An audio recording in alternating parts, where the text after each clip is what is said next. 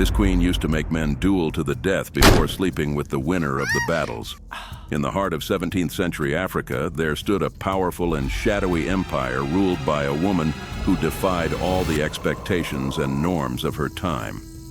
Her name was Njinga Mbandi, also known as Ginga or Nzinga, a brave and shrewd warrior, an iconic figure in the African people's resistance against the relentless advance of European colonialism and the enslavement of her people.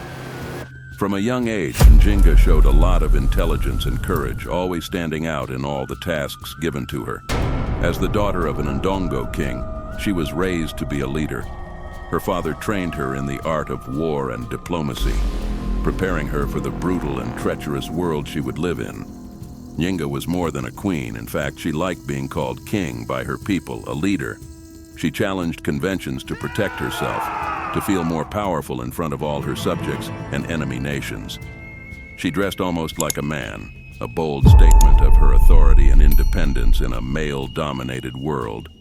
But her boldness didn't stop there. One of the most intriguing secrets was the harem she kept, made up of about 80 men, known as male wives. They were forced to wear dresses and play feminine roles in her court. In the palace, nights were steeped in an air of danger and excitement. The queen randomly chose 2 of her husband wives to engage in a brutal duel, until the death of one of them in a makeshift arena with sharp swords and deadly spears, amidst an extremely tense atmosphere where the sound of the spectators echoed in anticipation and horror at what was happening. Amid all this, she observed with lust and pleasure the battle between her chosen ones. For the winner, the prize was the right to share the bed of the beautiful Queen Njinga.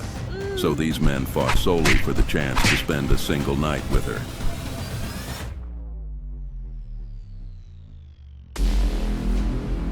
As a ruthless ruler, Njinga's reputation grew with each bloody duel that took place in her palace, somewhat staining her image as a fair queen and defender of the entire kingdom.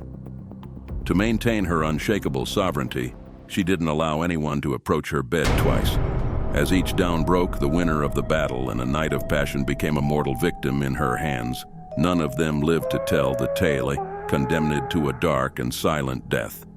Then Njinga would restart the same process again, in an endless cycle of death and desire. Njinga's reign lasted 4 decades, and naturally the signs of time caught up with the warrior queen. At 75 years old, she made an expected choice. She dissolved her entire harem. Even without the strength to continue her relentless pursuit of pleasure and power, she ended up marrying a young warrior, almost a boy, young enough to be her grandson. It was the final act of a woman who defied all conventions and left an unforgettable legacy for the Africans. Njinga Mbandi's story continues to resonate everywhere, a testament to her courage, strength, and determination in the face of adversity, even amidst some inconsistencies and ruthless actions. She broke barriers, challenged traditions, and left a mark that inspires future generations.